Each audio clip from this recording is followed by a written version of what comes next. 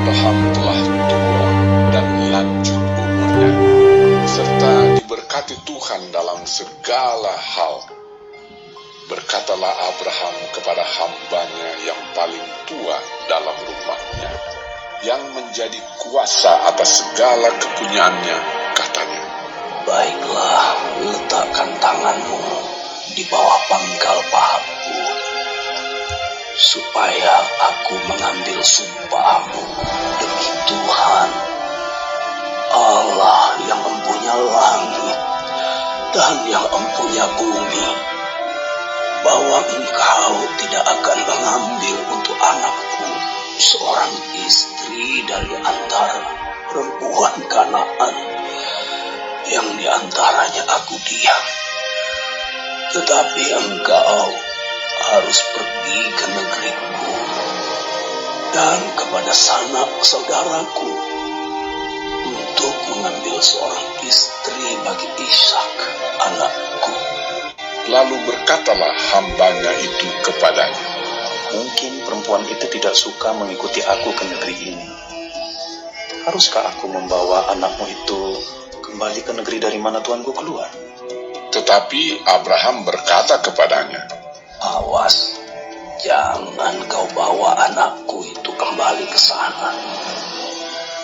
Tuhan, Allah yang empunya langit, yang telah memanggil aku dari rumah ayahku, serta dari negeri sanak saudaraku, dan yang telah berfirman kepadaku, serta yang bersumpah kepadaku demikian, kepada keturunanmu lah akan kuberikan negeri ini.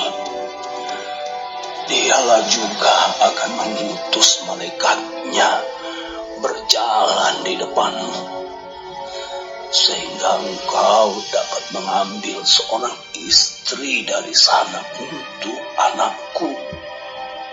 Tetapi jika perempuan itu tidak mau mengikuti engkau, maka lepaslah engkau dari sumpahmu kepadaku ini. Hanya saja, janganlah anakku itu kau bawa kembali ke sana." Lalu hamba itu meletakkan tangannya di bawah pangkal paha Abraham, tuannya, dan bersumpah kepadanya tentang hal itu. Kemudian hamba itu mengambil 10 ekor dari unta tuannya dan pergi dengan membawa berbagai-bagai barang berharga kepunyaan tuannya. Demikianlah ia berangkat menuju Aram Mesopotamia ke kota Nahor. Di sana disuruhnyalah unta itu berhenti di luar kota dekat suatu sumur pada waktu petang hari, waktu perempuan-perempuan keluar untuk menimba air. Lalu berkatalah ia, "Tuhan, Allah Tuanku Abraham, buatlah kiranya tercapai tujuanku pada hari ini. Tunjukkanlah kasih setiamu kepada Tuanku Abraham. Di sini aku berdiri di dekat mata air, dan anak-anak perempuan penduduk kota ini datang keluar untuk menimba air. Kiranya terjadilah begini, anak gadis, kepada siapa aku berkata, 'Tolong miringkan buyungmu itu, supaya aku minum,' dan yang menjawab, 'Minumlah, dan unta-untamu juga akan kuberi minum.' Dialah kiranya yang kau tentukan bagi hambamu Ishak. Maka dengan begitu akan kuketahui bahwa engkau telah menunjukkan kasih setiamu kepada tuanku itu." Sebelum ia selesai berkata, maka datanglah Ribka yang lahir bagi Betuel, anak laki-laki Milka, istri Nahor, saudara Abraham. Buyungnya dibawanya di atas bahunya.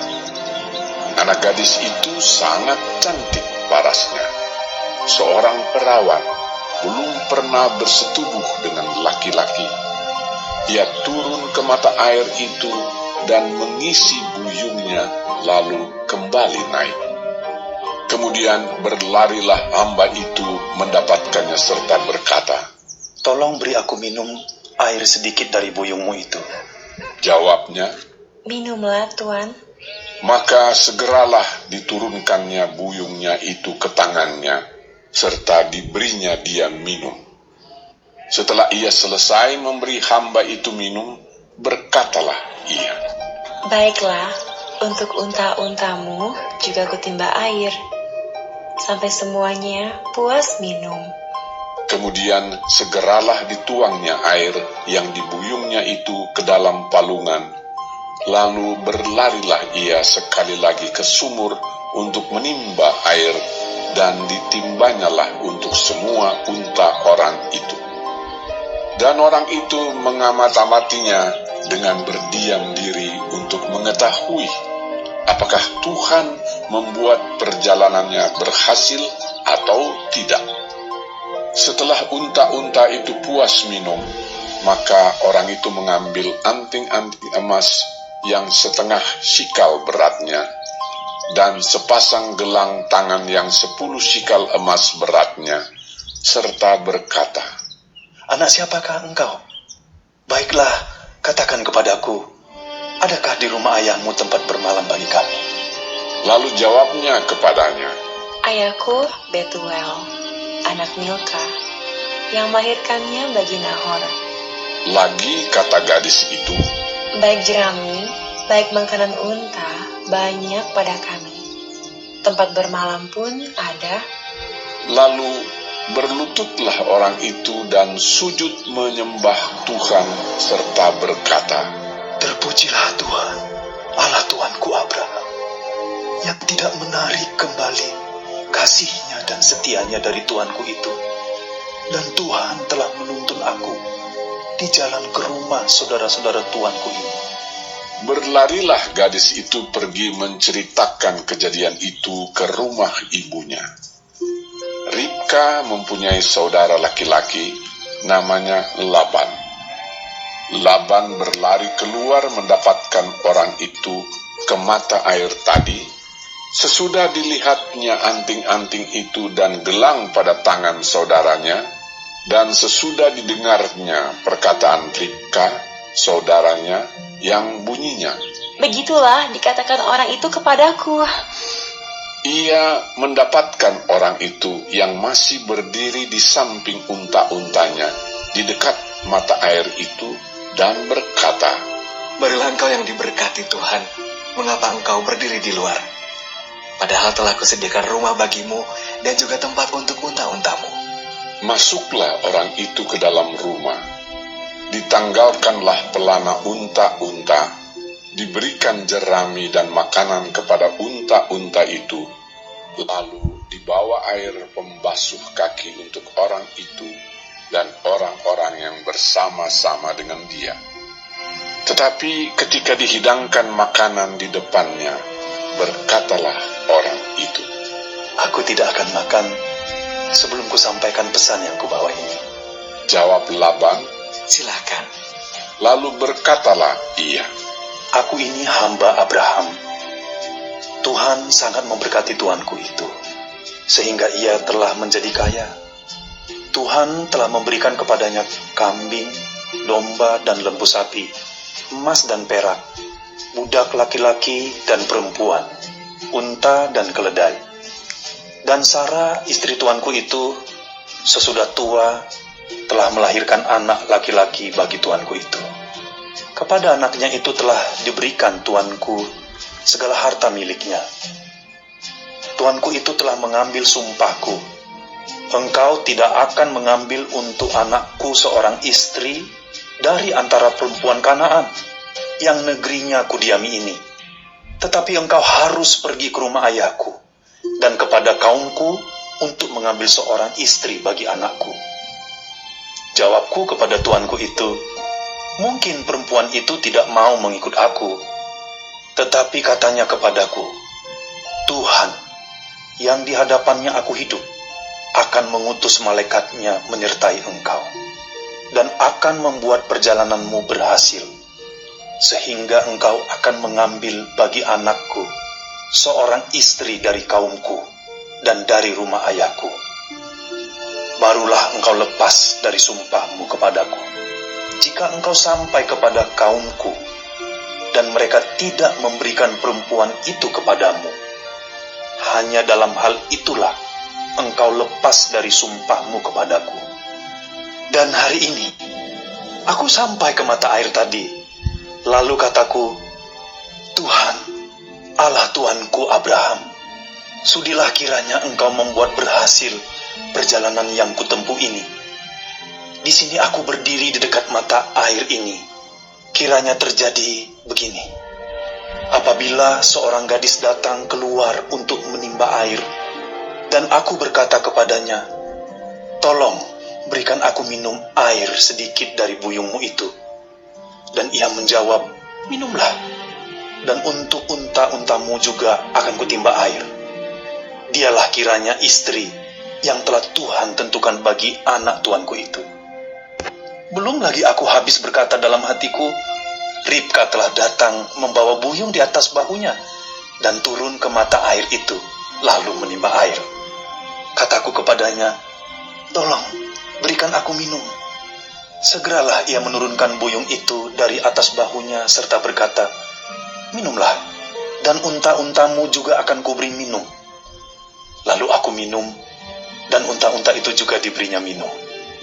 Sesudah itu aku berkata kepadanya, anak siapakah engkau? Jawabnya, ayahku Betuel, anak Nahor yang dilahirkan Milka. Lalu aku mengenakan anting-anting pada hidungnya dan gelang pada tangannya. Kemudian berlututlah aku dan sujud menyembah Tuhan, serta memuji Tuhan, Allah Tuanku Abraham, yang telah menuntun aku di jalan yang benar untuk mengambil anak perempuan saudara tuanku ini bagi anaknya. Jadi sekarang, apabila kamu mau menunjukkan kasih dan setia kepada tuanku itu, beritahukanlah kepadaku, dan jika tidak, beritahukanlah juga kepadaku, supaya aku tahu entah berpaling ke kanan atau ke kiri. Lalu Laban dan Betuel menjawab, semuanya ini datangnya dari Tuhan.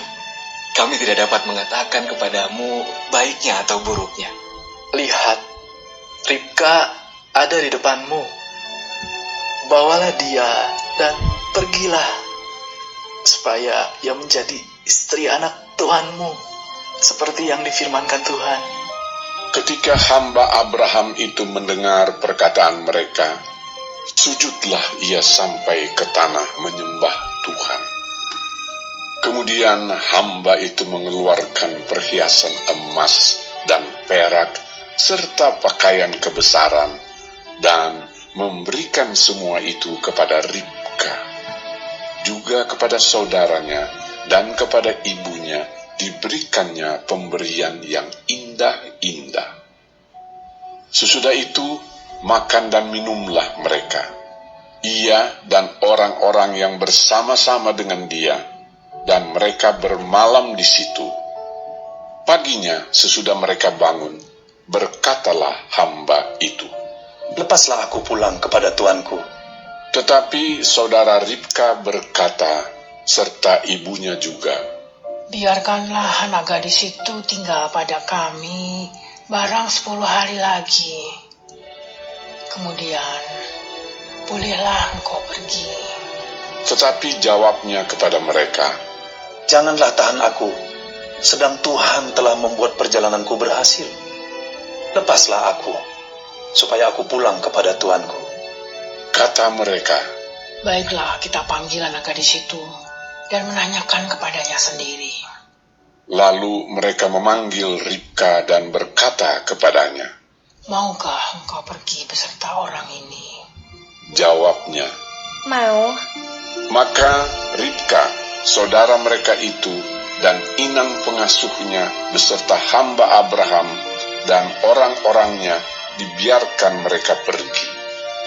Dan mereka memberkati Ribka, kata mereka kepadanya, saudara kami, moga-moga engkau menjadi beribu-ribu laksa, dan moga-moga keturunanmu menduduki kota-kota musuhnya.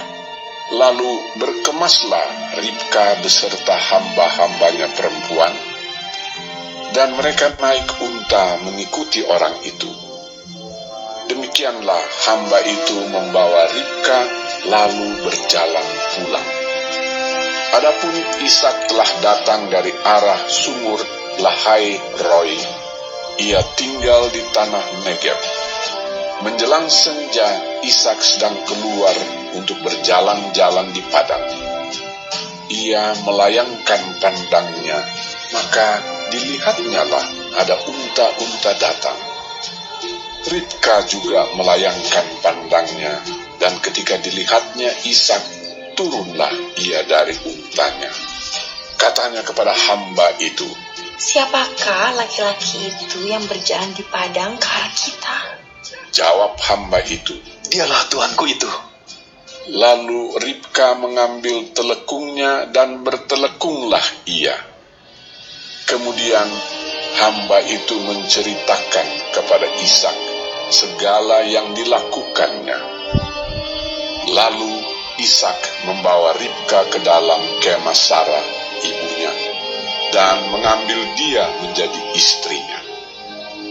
Ishak mencintainya, dan demikian ia dihiburkan setelah ibunya meninggal.